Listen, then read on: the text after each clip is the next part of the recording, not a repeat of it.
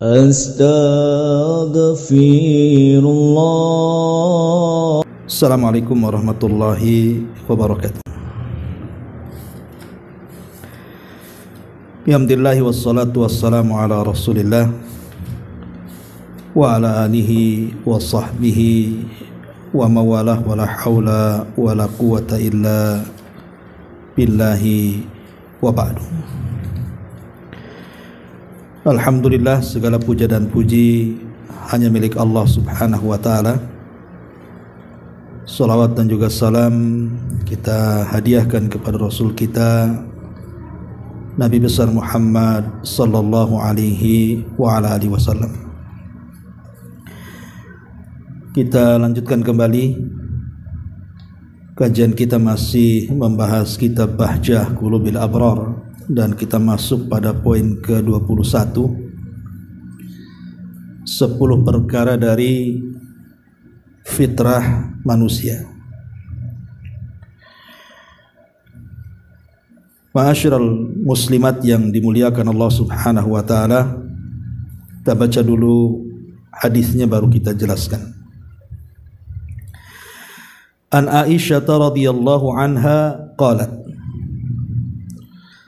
qala Rasulullah sallallahu alaihi wasallam ashrun minal fitrati qassus syaribi wa i'fa'ul lihyati wassiwaku wastinsyakul ma'i wa qassul adhafir wa ghaslul barajim wa natful ibdi wa halqul 'anati wa intiqasul ma'i ya'ni al-istinja. Qala ar-rawi wa nasitul 'ashirata illa an takuna al-madmadatu, rawahu Muslimun. Dari Aisyah Ummul Mukminin radhiyallahu anha, dia berkata, Nabi sallallahu alaihi wasallam bersabda 10 hal yang termasuk dari fitrah, kebersihan manusia. Pertama, mencukur kumis. Yang kedua, membiarkan janggut. Yang ketiga, bersiwak. Yang keempat, memasukkan air ke hidung. Yang kelima, memotong kuku. Yang keenam, mencuci ruas-ruas jari. Yang ketujuh, mencabut bulu ketiak. Yang kedelapan, memotong bulu kemaluan. Yang kesembilan, bersuci dengan air, yakni istinja.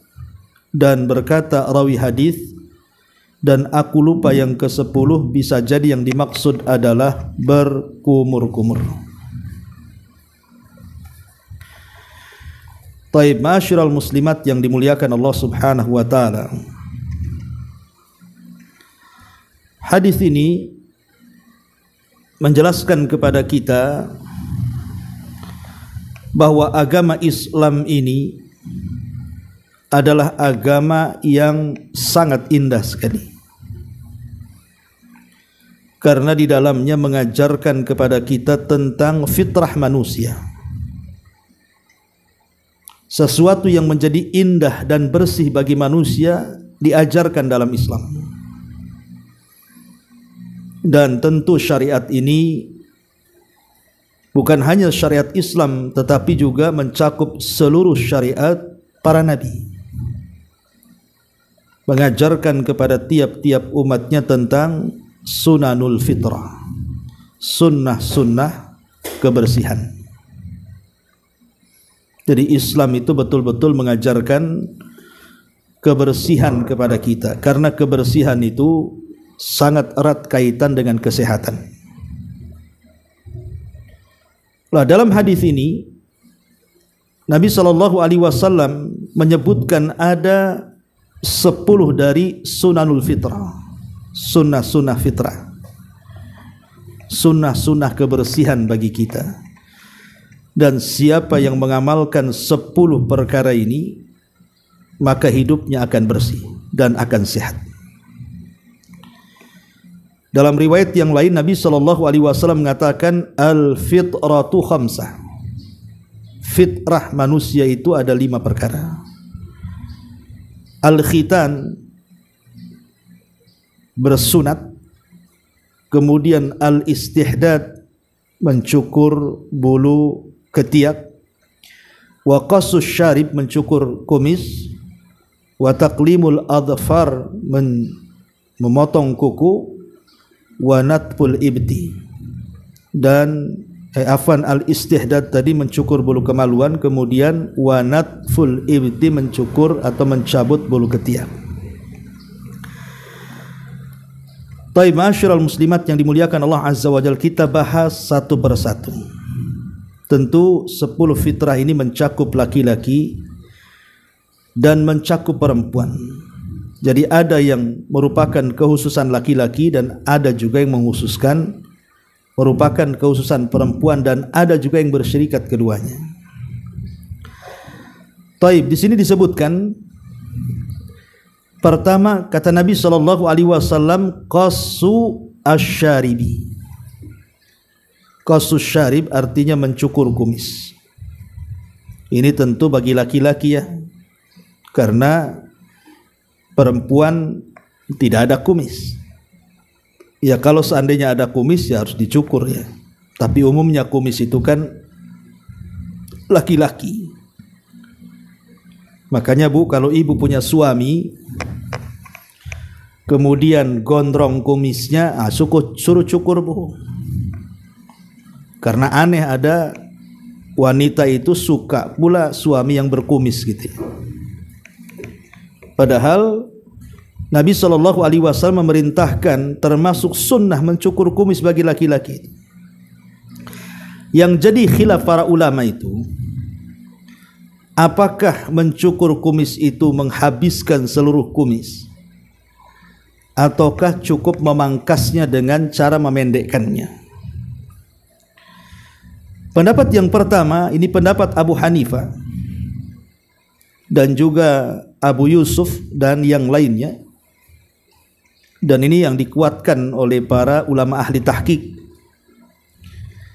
bahwa sunnah itu adalah menghabiskan kumis secara total. Jadi tidak disisakan, dicukur habis. Karena ada hadis dari Sahih Bukhari dan juga Muslim di mana Nabi SAW mengatakan akhfus syawarib, habiskan tuh kumis-kumis yang ada di wajah tuh. Dan dalam riwayat anhiku asyawarib, memang disuruh dihabiskan. Apalagi sekarang kan sudah ada alat-alat pakai cukur kumis gitu ya. Kemudian pendapat yang kedua, maksudnya adalah bukan mencukur habis tetapi memotong, merapihkan. Dan ini pendapat Imam Malik. Karena kalimat qassu itu artinya memangkas, tidak menghabiskan.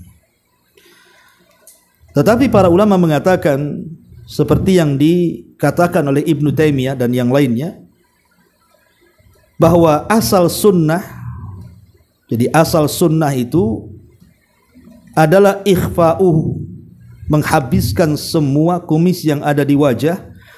Artinya wa huwal mubalaghatu fi qassihi, artinya berlebihan dalam mencukur, dan itu lebih utama. Tapi kalaupun hanya sekedar dipotong, dipendekkan, dirapihkan, maka itu sudah mengikuti sunnah.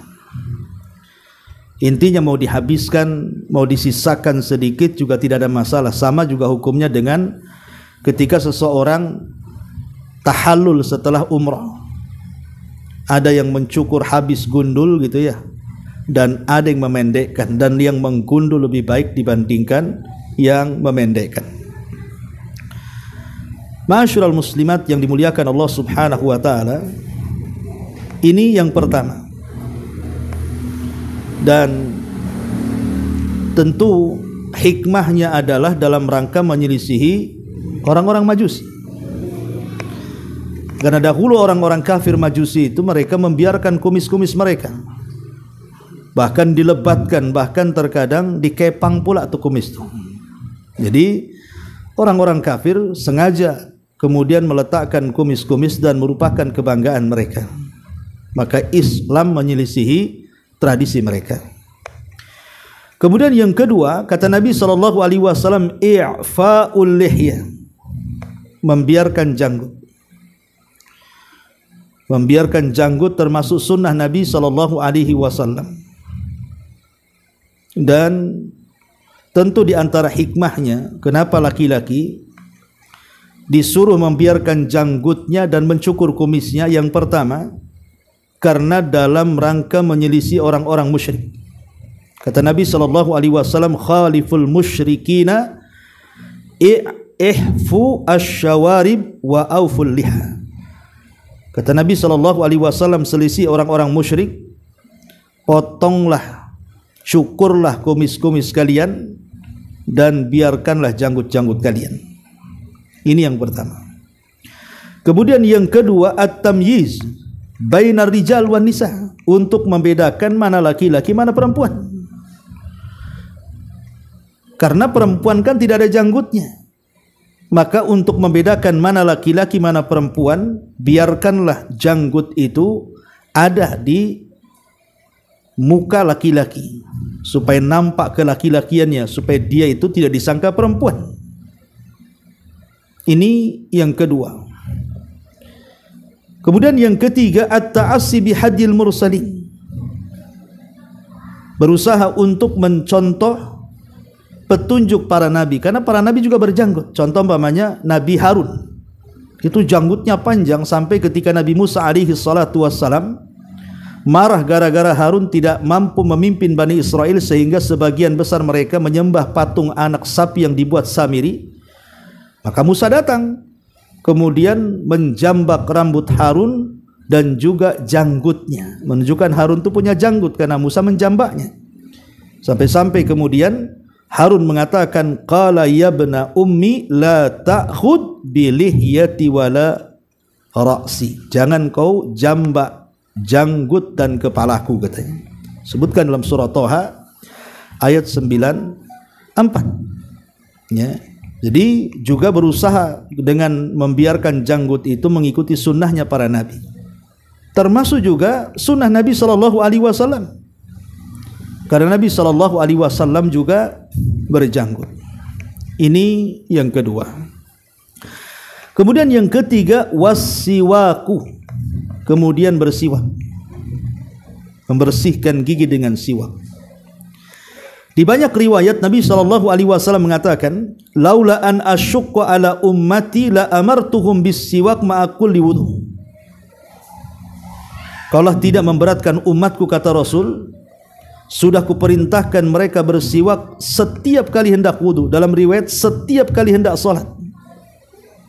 Bahkan manfaat siwak itu sampai dijelaskan oleh Nabi SAW, matharatun lil fammi wa mardatun li rabbi, sebagai pembersih bagi mulut sekaligus sebagai sesuatu yang bisa mendapatkan keridhaan Allah Subhanahu wa taala.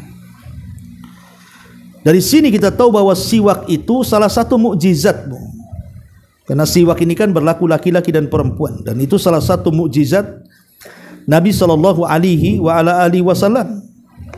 Karena faedah bersiwak ini luar biasa. Jadi faedah bersiwak ini banyak sekali. Ya. Lah kapan siwak itu disunahkan? Ada 8 tempat siwak itu disunahkan. Pertama, ketika hendak wudu. Ini yang pertama. Kemudian yang kedua, ketika hendak sholat. Kemudian yang ketiga, ketika bangun dari tidur di malam hari. Kemudian yang keempat, ketika berpuasa di awal siang, dan itu hukumnya boleh. Kemudian yang kelima, ketika hendak membaca Al-Quran atau membaca zikir. Kemudian yang keenam, ketika hendak tayammum dan mandi besar. Kemudian yang ketujuh, ketika hendak masuk ke dalam rumah. Dan yang kedelapan, ketika hendak tidur dan ketika hendak melakukan hubungan suami istri, serta ketika berubah bau mulut. Itulah di antara tempat-tempat disunnahkan untuk bersiwak.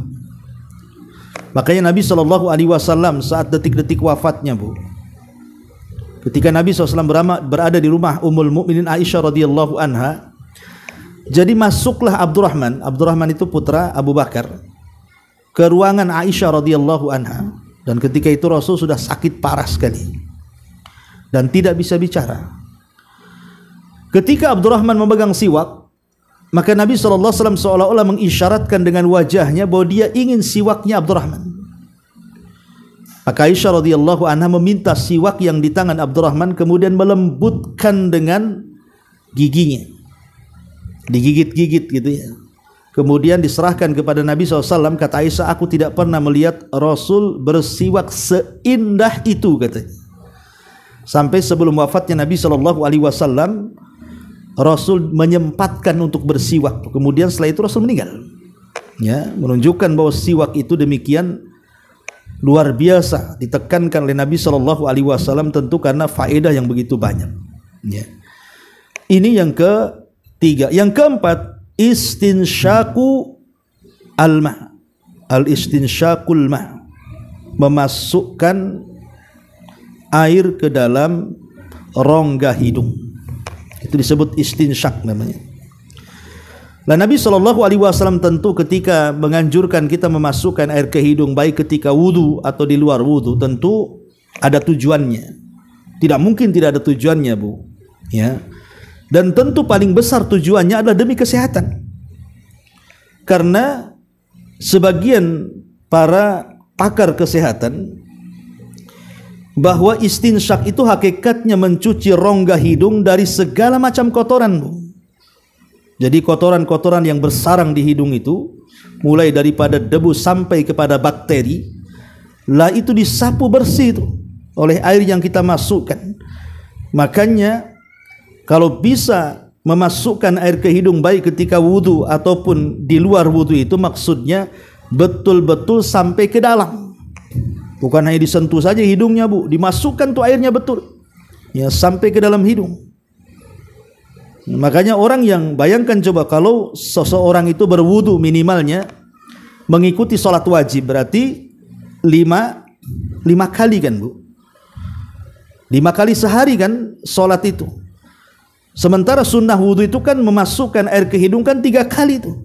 Bayangkan 3 kali 5, 15 kali coba kita mencuci rongga hidung kita itu. Ya, gimana kalau umpamanya kita betul melakukannya, maka insya Allah seseorang itu akan sehat hidungnya yang berakhir kepada pernafasannya. Karena bagaimanapun itu kesehatan kan. Makanya orang yang terkena isfa dan penyakit yang lainnya itu karena ada kotoran dan bakteri di hidungnya. Dan Islam itu luar biasa, ya. Sampai dalam berwudu saja, kalau kita mau mengungkap bagaimana rahasia wudu ditinjau dari kesehatan itu, Islam itu luar biasa. Nah, salah satunya adalah istinsyak dengan air. Ini yang keempat. Kemudian yang kelima, qassu al-adhfar atau adhafir. Qassu al-adhafir. Qassu al-adhafir adalah memotong kuku. Jadi memotong kuku juga bagian daripada sunnah Nabi SAW. Dan para ulama melarang seseorang membiarkan kukunya lebih daripada 40 hari, Bu. Jadi kalau bisa sebelum 40 hari, maka kuku itu sudah dipotong. Itu berdasarkan riwayat Imam Muslim. Ya, berdasarkan riwayat Imam Muslim bahwa tidak boleh membiarkan kuku lewat dari 40 hari. Ya, kalau bisa sih tiap Jumat lebih baik kan gitu ya, tiap minggu, supaya makin bersih lagi. Ya, karena bagaimanapun penyakit-penyakit itu kan terkadang muncul dari kotoran-kotoran yang terselip di kuku-kuku, Bu. Kalau kita tinjau umpamanya penelitian para pakar kesehatan kan, ya, adanya telur-telur cacing, ya, akhirnya kemudian orang itu jadi cacingan, itu karena kukunya panjang-panjang tuh, sudah panjang-panjang hitam-hitam lagi, banyak di situ kotorannya. Makanya kenapa kemudian Islam ini mengajarkan kebersihan. Karena kalau sudah sampai kemudian telur-telur cacing itu kemudian kita makan lewat makanan yang kita makan tanpa menggunakan sendok gitu kan, masuklah kemudian kotoran itu ke dalam badan kita, itu menimbulkan banyak penyakit nanti Bu. Bisa kekurangan gizi, kekurangan kalori, kekurangan protein, kehilangan darah, macam-macam tuh jadinya tuh. Ya. Penyakit cacing dan begitu seterusnya kan.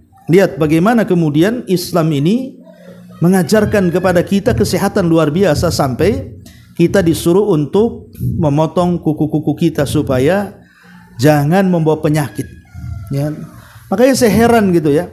Saya pernah lihat di YouTube Bu, ada orang itu mendapatkan penghargaan dari MURI itu dari mana tuh? Itu berpuluh-puluh tahun tuh kukunya enggak dipotong Bu, sampai melingkar-lingkar panjangnya kemana-mana tuh. Enggak kebayang tuh mau garuk-garuk gimana caranya tuh. Kalau gatal kepala itu kukunya sampai 2 meter tuh Bu. Nah ini cacingnya banyak mungkin di kuku tuh. Jadi Islam mengajarkan kesehatan. Kalau bisa sebelum 40 hari potong kukunya. Ya, biasanya suka manjang-manjangin kuku ini ibu-ibu biasanya itu apa Bu? Ya, potonglah kalau umpamanya kukunya panjang-panjang itu. Ini termasuk juga 10 dari fitrah manusia. Kemudian yang keenam, ghuslu al-barajim. Ghuslu al-barajim di sini dimaknai mencuci ruas-ruas jari. Sebenarnya lebih umum daripada itu, bukan hanya ruas-ruas jari. Jadi setiap ada lekukan dalam tubuh, antara ruas jari, ruas kaki, lipatan-lipatan dalam tubuh itu disunahkan untuk dibersihkan. Itu maknanya barajim. Tapi ada juga yang mengatakan maksudnya sela-sela yang ada di jari baik kaki ataupun tangan. Karena disitulah terselip kotoran-kotoran juga. Nah ini juga bagian daripada kebersihan kan. Ya. Ini yang keenam. Yang ketujuh, natful ibti. Naftul ibti, mencabut bulu ketiak. Jadi mencabut bulu ketiak itu termasuk sunnah Nabi SAW. Dan ini juga sama sebagaimana kita tidak boleh membiarkan kuku lebih daripada 40 hari. Kalau bisa bulu ketiak juga, kalau bisa jangan sampai lebih 40 hari Bu. Kadang ada orang yang sengaja membiarkan kayak hutan lebat tuh Bu, hutan lindung, ya kan?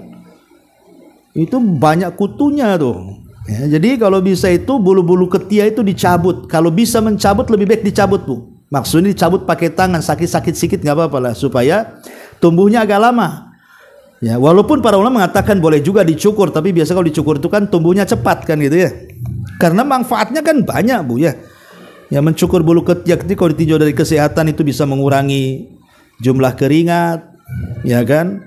Kemudian mencegah terjadinya infeksi bakteri, kemudian membuat ketiak halus, mulus, bersih, bisa menjaga penampilan.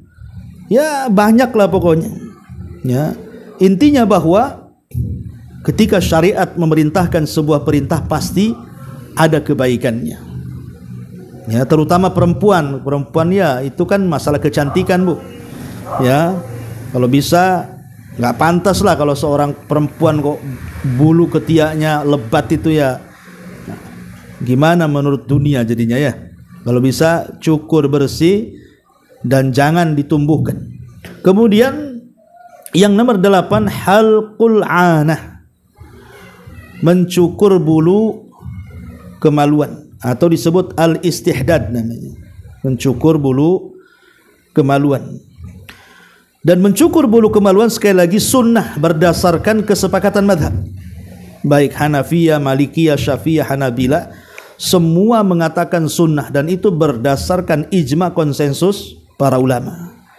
Karena banyak hadis-hadis yang menjelaskan tentang masalah ini. Ya.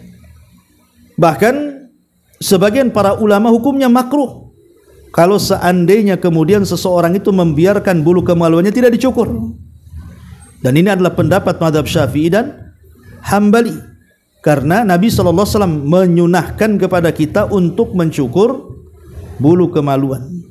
Ya. Dan itu banyak riwayatnya, dan juga pendapat para ulama juga sama.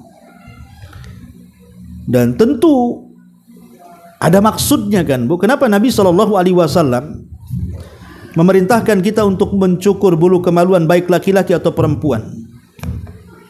Karena manfaatnya banyak. Ya, disebutkan oleh ulama kesehatan itu diantaranya bisa meningkatkan sensasi seksual, kemudian memberikan kepuasan pada pasangan, meningkatkan rasa percaya diri, mengurangi kelembaban, menghindari infeksi, ya macam-macam lah. Ya, kalau ibu baca tinggal klik aja di Google tuh keluar semua tuh. Jadi intinya bahwa tidaklah Nabi SAW memerintahkan sesuatu pasti ada kebaikan di dalamnya. Termasuk dalamnya adalah mencukur bulu kemaluan yang disebut dengan halqul ana.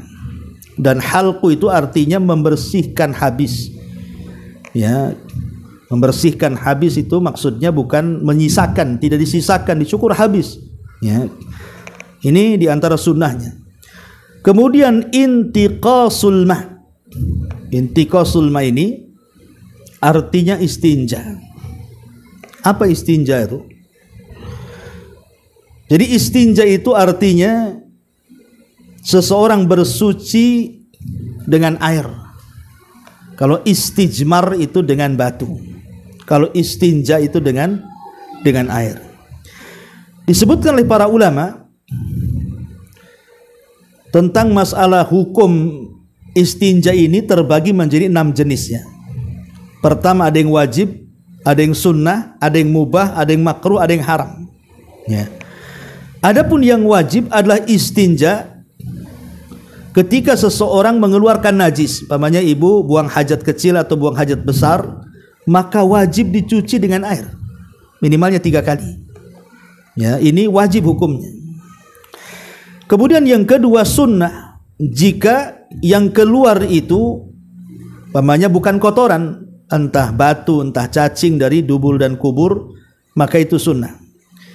Kemudian mubah, kalau seandainya berkeringat kita cuci, itu mubah-mubah saja. Kemudian makruh, jika yang keluar adalah umpamanya seseorang ibu kentut, ya, apakah kentut yang bersuara atau tidak, maka tidak usah dicuci.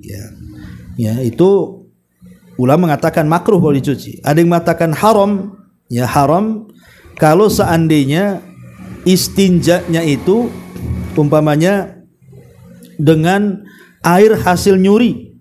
Ya, jadi airnya itu hasil nyuri, itu tak boleh. Ya. Ataupun istinja dengan perasan-perasan buah-buahan seperti pakai jus. Ngapain jus untuk istinja, untuk cebok? Jus dimakan lah, Bu, ya. Nah, itu haram hukumnya, tidak boleh. Dan ada yang menjadikan khilaf para ulama antara mubah dan makruh ketika beristinja dengan air zam-zam. Ya, intinya bahwa membersihkan kotoran baik hadas besar atau hadas kecil dengan air itu jauh lebih baik dibandingkan istijmar dengan batu. Tapi kalau tidak ada air, baru menggunakan batu dan diganjilkan. Dan yang terakhir adalah al-madmadah, berkumur-kumur. Ya, berkumur-kumur tentu faedahnya banyak sekali karena bisa menghilangkan seluruh penyakit-penyakit yang ada di mulut kita. Inilah diantara 10 perkara yang merupakan fitrah yang diajarkan Nabi sallallahu alaihi wa ala alihi wasallam. Wallahu alam bisawab.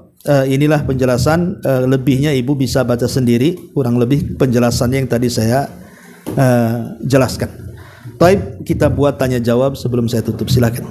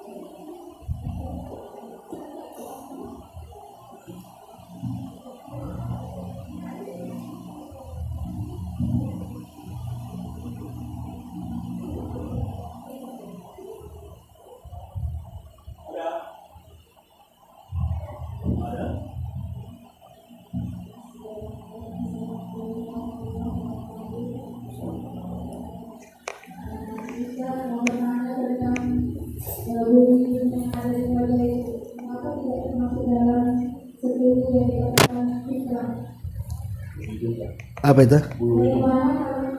Mencabut bulu hidung. Iya, bismillah, alhamdulillah. Mencabut bulu hidung, kenapa tidak dimasukkan dalam 10 fitrah?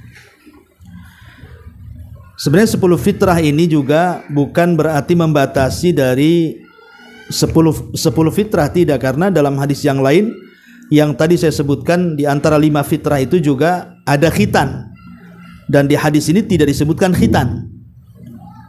Ya, jadi bukan pembatasan 10 itu, karena dalam hadis yang lain yang 5 dari fitrah itu disebutkan khitan, dan khitan itu wajib bagi laki-laki dan sunnah bagi perempuan. Kenapa khitan wajib bagi laki-laki? Karena membuang kulit yang ada di kemaluan itu, karena di situ sarang najis. Sebab kalau tidak dikhitan kencing itu masih ada najisnya di situ dan tidak sah salatnya.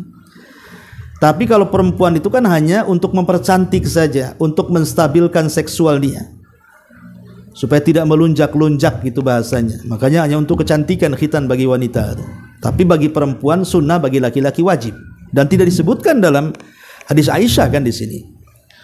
Ya. Pokoknya setiap yang merupakan kebersihan itu bagian daripada fitrah, Bu. Tidak mesti yang 10 ini. Kalau memang mencabut bulu hidung itu, ya memang bagian daripada kebersihan, ya bisa saja kita masukkan kepada fitrah, karena fitrah itu artinya kebersihan. Ya, apapun yang sifatnya membersihkan kita dan tidak membahayakan dan justru banyak manfaat di dalamnya, itulah fitrah. Ya. Lah sekarang mencukur mencabut bulu hidung itu bagian dari kebersihan atau tidak? Karena nanti kalau kita cabuti kemudian tidak ada saringan hidungnya, nanti mudah ispa pula. Kita habisin, kan?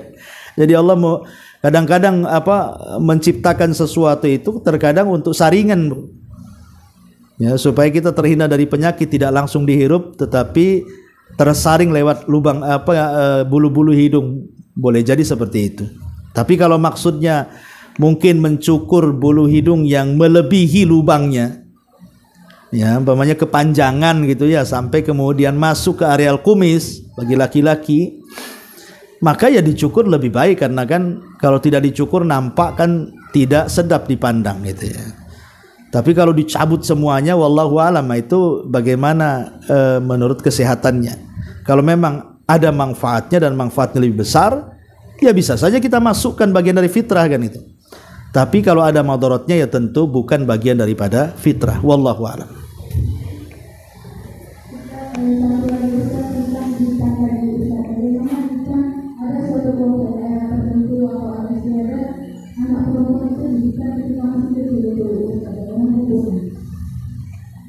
Yang ada khitan anak perempuan yang masih kecil, ini apa?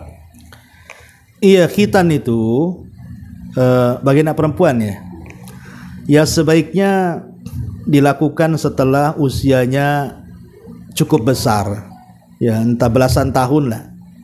Kalau masih bayi kan kasihan, ya belum nampak juga gitu, masih kecil. Tapi sebaiknya kalau untuk khitan perempuan itu dilakukan kalau usianya sudah besar sedikit lah, sudah mumayyiz, sebaiknya. Ya, tapi kalau laki-laki tidak ada masalah karena kan mengambil kulit kemaluan itu. Tapi kalau perempuan itu kan tidak wajib hukumnya tapi sunnah.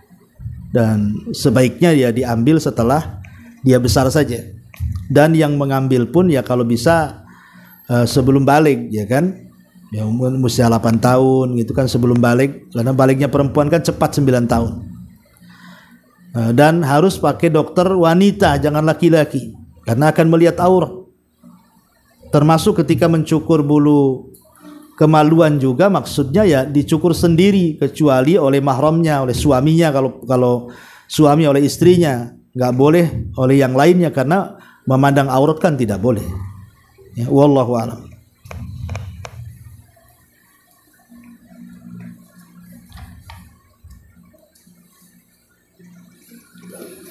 Dah.